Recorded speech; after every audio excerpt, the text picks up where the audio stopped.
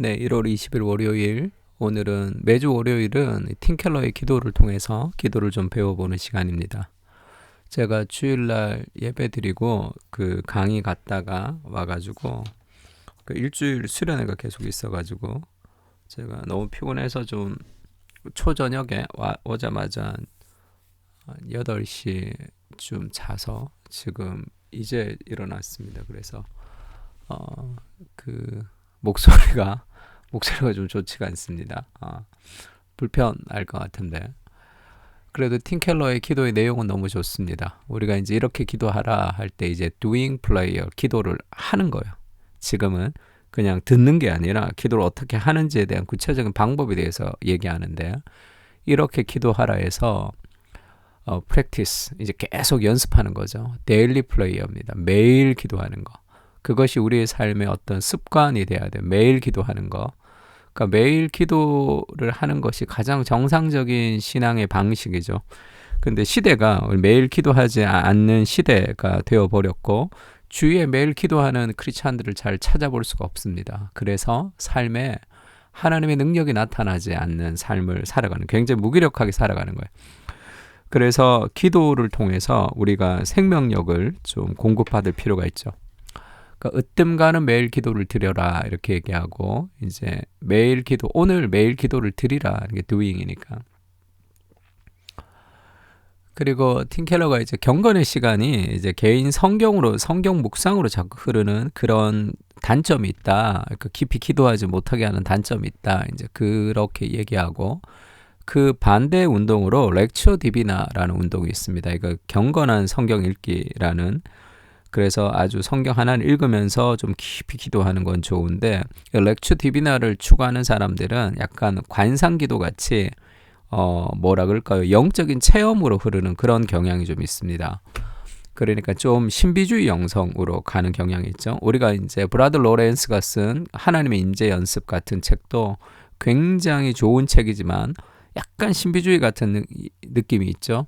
그래가지고 좀 그런 단점도 있다. 이제 반대 단점이 있다 이런 얘기도 하고 그리고 이제 17세기, 18세기에 사람들이 쓴 기도문을 가지고 기도하는 것을 뭐 팀켈러는 단점을 얘기하지 않습니다. 그냥 그게 굉장히 좋다 이렇게 이제 얘기를 하죠.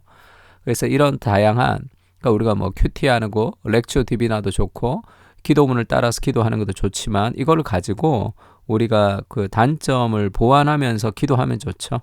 그러니까 큐티하면서도 뭐 성경 공부를 흐르지 말고 그리고 나서 계속 더 깊이 기도하면 되고 렉처 디비나도 때로는 필요합니다. 좀 깊이 기도하고 은혜를 경험할 때 토요일 아침 같은 경우에는 막 묵상하고 그럴 시간이 잘 없죠. 그냥 읽고 느끼는 대로 쭉 기도하는 것도 필요합니다. 그리고 위대한 기도문 사람들의 기도문을 따라 기도하는 것도 굉장히 장점이 많습니다. 오늘날은 잘 하지 않죠. 이렇게는 잘 기도하지 않습니다. 영국 성공회 같은 존 스타트 책을 보면 그런 기도문을 가지고 공동 기도서 이런 게 있지만 우리는 이제 그런 게 잘 없죠. 그래서 이제 좀 오늘날은 좀 희미해졌는데 오늘 우리가 이 존 오웬의 기도문을 가지고 한번 기도하는 걸 연습 좀 해보겠습니다. 그러니까 통상적으로 하루에 한 번 갖는 경건의 시간에 만족할 것이 아니라 아침에 잠깐 큐티하고 뭐 그런 것으로 끝날 게 아니라 더 자주 기도할 필요가 있다는 거죠. 루터는 하루 2번 기도하기로 권했습니다. 우리가 지금 읽고 있는 그 맥추인 성경 읽기도 하루에 4장인데 아침에 2장, 저녁에 2장 제일 좋습니다. 그냥 몰아서 4장 읽는 것보다 아침에 2장을 개인적으로 읽고 저녁에 2장을 가족과 같이 읽는 것도 굉장히 좋아요. 어쨌든 그런 방식으로 아침 저녁으로 그렇게 읽는 게 좋고 그게 잘 되지 않으면 아침에 읽어도 좋습니다. 근데 큐티하고 말씀 보고 그것을 읽고 저녁에 일기를 쓰는 것도 좋다 이렇게 얘기했죠. 어쨌든 아침 저녁으로 우리가 그 시간을 하나님께 좀 드리는 거 그때 하나님의 음성이 들리는 바운더리 안에서 우리가 하루를 살아갈 수가 있습니다. 그러니까 2번 기도하는 걸 권했고 칼빈이라 그러죠. 칼뱅도 뭐 자주 기도해야 된다 이렇게 얘기했습니다.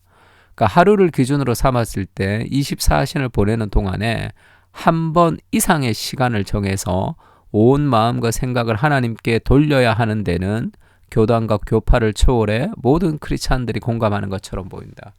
그래서 뭐 교회 역사를 보고 기도를 공부해 봤더니 다 하루 한 번 이상 기도를 권유하더라 그 얘기를 합니다. 특정한 시간표를 고집해서는 안 되겠지만 이 나로서 팀켈러죠. 팀켈러 하루에 2번 기도하기를 권장하는 프로테스탄트 교회의 입장에 전반적으로 동일하는 편이다. 아침과 저녁을 기도하는 게 익숙하고 좋지만 가끔은 아침에 간구하며 얻은 깨달음을 계속 이어가기 위해서 한낮에도 잠깐 짬을 내서 기도를 드린다. 이것도 아주 좋습니다. 그래서 아침 저녁으로 기도하는 거 그거 좋고, 또 지금 같은 현대인들은 토요일 아침, 휴일 아침, 공휴일 아침을 활용하는 것이 굉장히 좋습니다. 아침에 늦게까지 늦잠 자고 공휴일이라고 늦게까지 깨어 있다가 아침에 늦게 일어나지 말고 아침에 좀 일찍 일어나서 기도하는 거죠. 하루 1-2시간 이상 충분히 기도하고 말씀 보고 찬양하고 하면서 영혼이 좀 회복되는 그런 느낌이 있습니다. 사우나에서 쫙 이렇게 땀 빼고 기분 좋듯이 마치 무언가 회복되는 것 같은 그런 느낌이 있어요. 그래서 우리가 긴 시간을 두고 기도하는 것이 일주일에 한 번 필요합니다. 정 안 되면 분기별로라도 하루 아니면 1박 2일이라도 그렇게 우리 청년들은 좀 그 휴가 내서 1박 2일 같이 좀 기도하러 가서 좀 깊이 기도하고 오고 그런 것도 좋아요.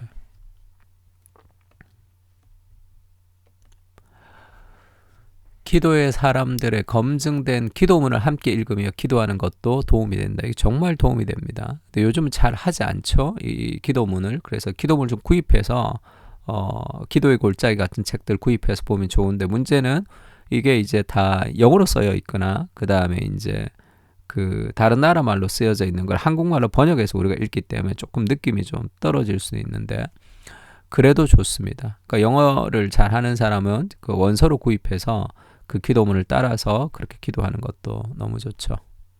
그러니까 오늘 우리가 그 주일 아침에 찬양 불렀을 때 Give me Jesus, 얼마나 단순하고 강렬한 그런 문구입니다. Give me Jesus. 깜짝 놀랐어요. 아, 저렇게도 기도할 수 있구나. 아, 정말 담대하구나. 예, 그런 생각 들었습니다. 아주 직설적이면서 마음에 확 와닿죠. 오랜 세월 걸쳐 검증되고 깊이 숙성된 기도를 올리는 일은 좀처럼 찾아볼 수 없다. 요즘 잘 안 한다는 거죠. 마지막으로 매일 기도는 말씀을 연구하고 묵상하는 것이 필요하다. 그리고 온전한 마음으로 하나님의 실제를 경험하고 더 깊은 경외감과 친밀함을 느껴야 한다. 그러니까 기도를 통해서 하나님의 실제를 경험하고 하나님을 인격적으로 만나는 경험이 필요합니다. 그러니까 제가 요즘 이렇게 수련회 같은 것도 해보고 청년들이랑 이렇게 대화를 많이 해보면 느끼는 게 뭐냐면 그런 경험이 없어요. 성경을 읽어요. 그리고 뭐 그런 찬양할 때 은혜도 받고 예배 가운데 은혜도 받습니다. 근데 기도 가운데 하나님을 인격적으로 생생하게 경험하는 그런 경험들을 기도 가운데 누리는 사람은 거의 없는 것 같아요. 그리고 말씀을 읽을 때도 말씀 그냥 읽는 것 같아요. 그냥 읽지 않고 그 말씀을 읽으면서 그 하나님의 인격을 경험하는 그런 말씀을 체험하는, 주께서 우리에게 말씀을 풀어주실 때에 우리 마음이 뜨겁지 아니하더냐라는 정도로 생각하는 사람들이 뭐 거의 찾아보기가 힘든 시대를 사는 것 같습니다. 그러니까 왜 그런지 잘 모르겠어요. 아직 그 방법을 구체적으로 가르쳐야 되는 것인지 모르겠지만 일단 말씀 읽는 양이 너무 작고 기도하는 시간이 너무 작기 때문에 그런 것 같은 느낌이 좀 듭니다. 그래서 하나님의 실제를 경험하고 더 깊은 경외감과 친밀함을 느껴야 되죠. 기도라는 것도 마찬가지죠. True duty to delight예요. 의무를 통해서 기쁨으로 나아갑니다. 기도의 기쁨으로 나아가려면 매일 기도하는 삶의 의무가 좀 필요하죠. 그리고 어두운 심령으로 씨름하는 불평의 과정도 필요합니다. 기도하는 과정 속에서는 뭐든지 다 기도하세요.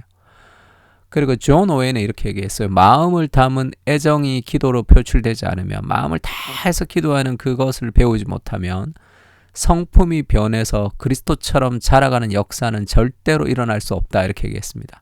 그냥 뭐 비나이다 식의 기도가 아니라 정말 애정을 담아서 기도 가운데 하나님의 인격을 깊이 경험해야지만 성품이 변하는 거죠. 그렇게 단언합니다.